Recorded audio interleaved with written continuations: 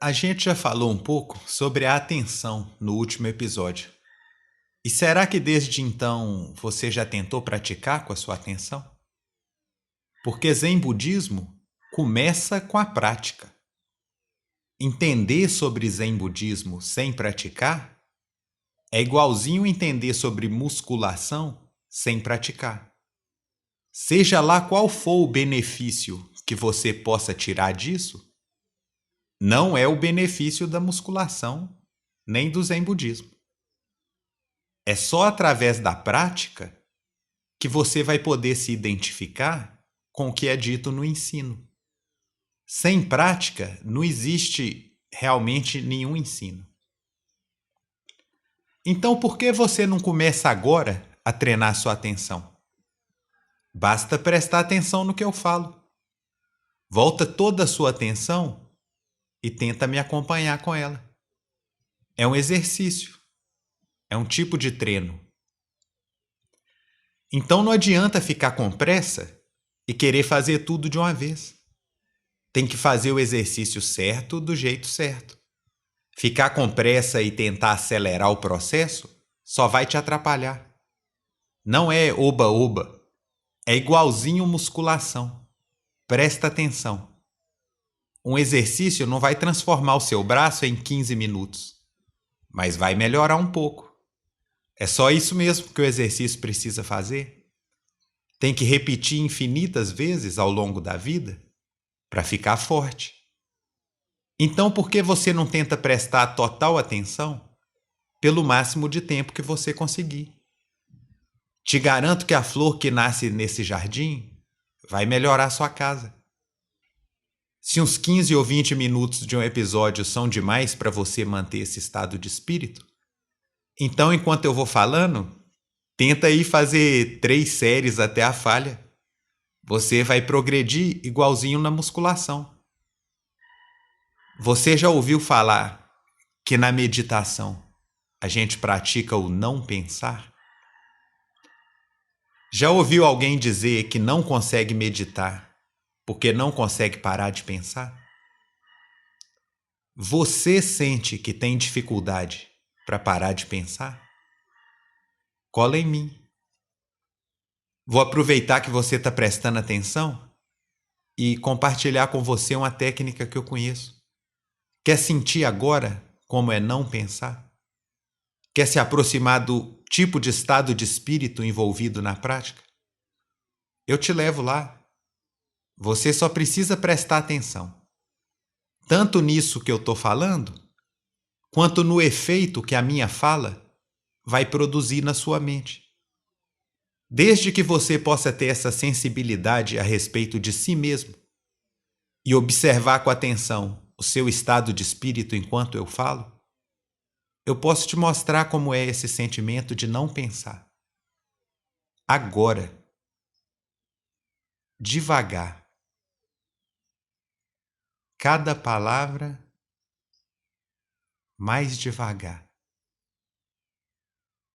Entre uma palavra e a outra,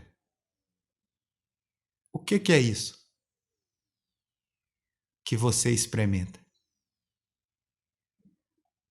Você está prestando atenção, mas não tem pensamento nenhum. Será que você nunca experimentou mesmo esse estado de espírito, naturalmente, ao longo do seu dia a dia? Parece assim tão complicado alcançar e manter esse estado de espírito? Essa atenção vazia, sem pensamentos? É um estado de receptividade. Uma receptividade que eu vou chamar de cristalina e calma.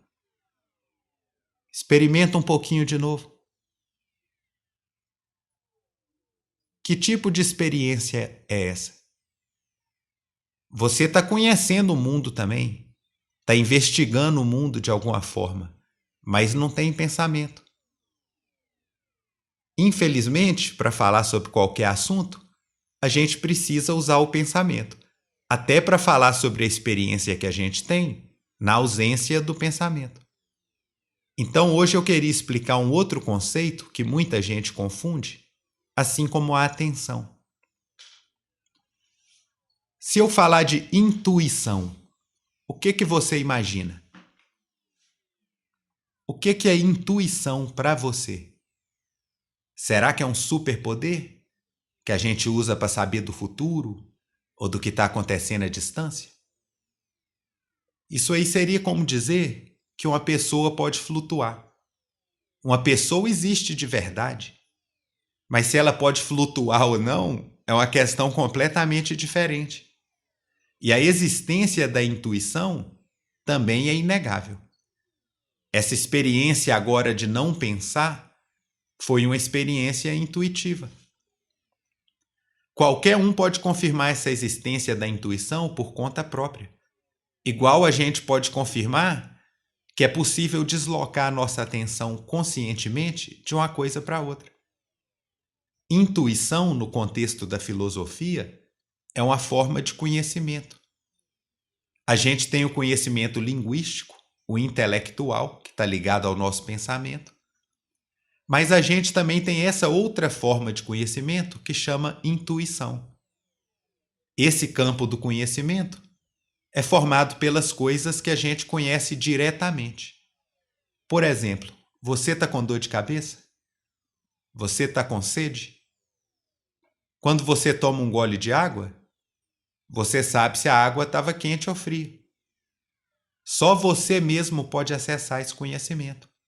Não tem como uma pessoa saber se outra pessoa está com dor de cabeça. A pessoa pode te contar, mas nesse caso você está confiando no que ela disse, confiando em alguma informação, alguma pista. Não é como o conhecer do conhecimento intuitivo, que é direto e imediato, intransferível, pessoal. Esse é o tipo de conhecimento que a gente vai usar e desenvolver praticando o Zen budismo. Quando a gente fala de experimentar a realidade, é uma experiência intuitiva. A sua atenção é um braço intuitivo. E o seu pensamento é só uma janela dentro de você, onde a sua atenção pode se debruçar. Mesmo sem pensamentos, a atenção continua trabalhando e a intuição continua conhecendo. Isso não é uma teoria, não é uma imaginação baseada em pensamentos. O que eu estou falando é simplesmente a ordem que os pensamentos tomam quando a gente tenta descrever um fato intuitivo que qualquer um pode confirmar por conta própria, embora permaneça impossível provar para outra pessoa. Você pode nunca ter pensado nessas coisas, nunca ter reparado nada disso em si mesmo. Mas essa é a condição da sua existência. Todo mundo tem isso. Seria impossível se separar disso. Todos os seres vivos têm isso.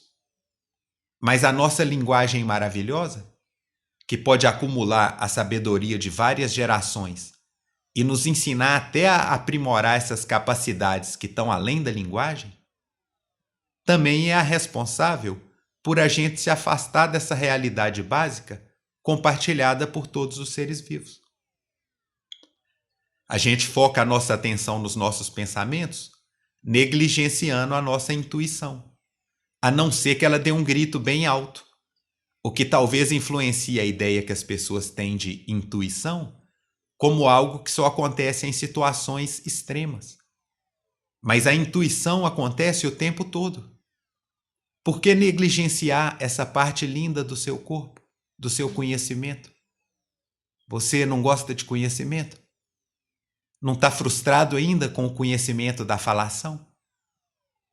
Conhecimento da falação é para tentar satisfazer os outros, para tentar mudar o que os outros veem. Esse conhecimento intuitivo, ninguém mais vai poder ver. Mas ele pode transformar absolutamente tudo o que você vê.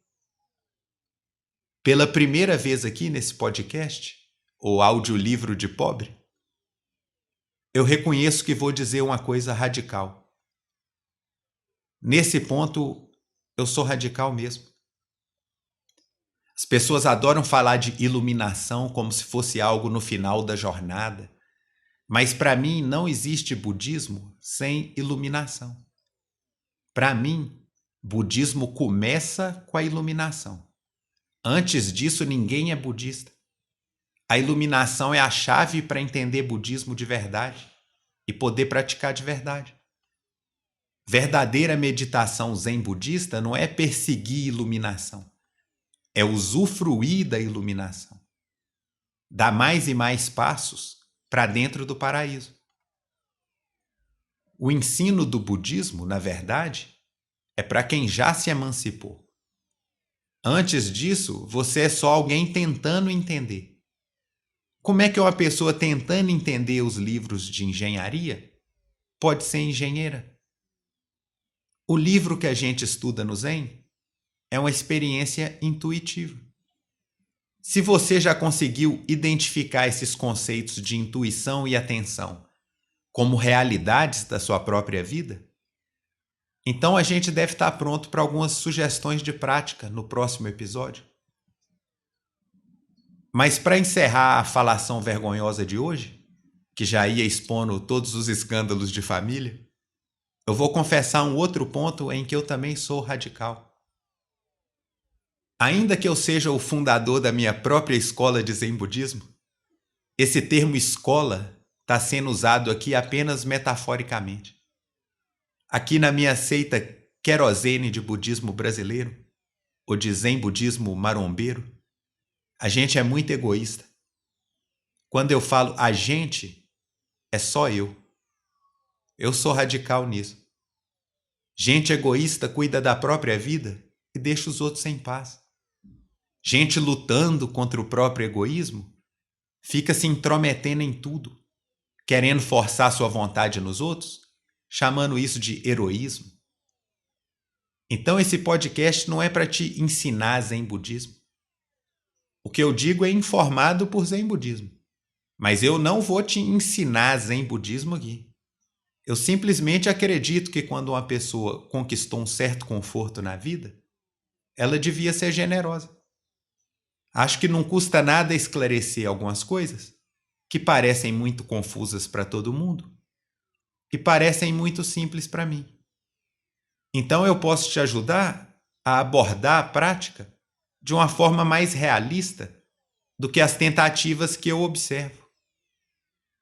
Só que na minha escola querosene, só cabe eu. Eu não sou professor e nem aceito aluno. Seja você quem for, falta pelo menos 5.000 anos para eu reconhecer a sua determinação. Eu nunca vou reconhecer o seu interesse.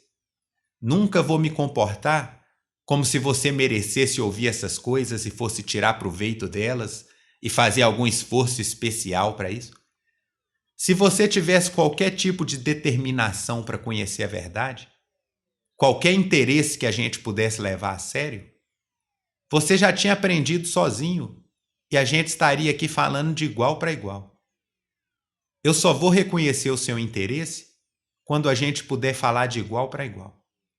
Quando você for capaz de fundar sua própria escola de budismo ou de ser um adepto de verdade através de qualquer outra escola. Porque aqui, na escola querosene, a gente não aceita aluno nem mestre.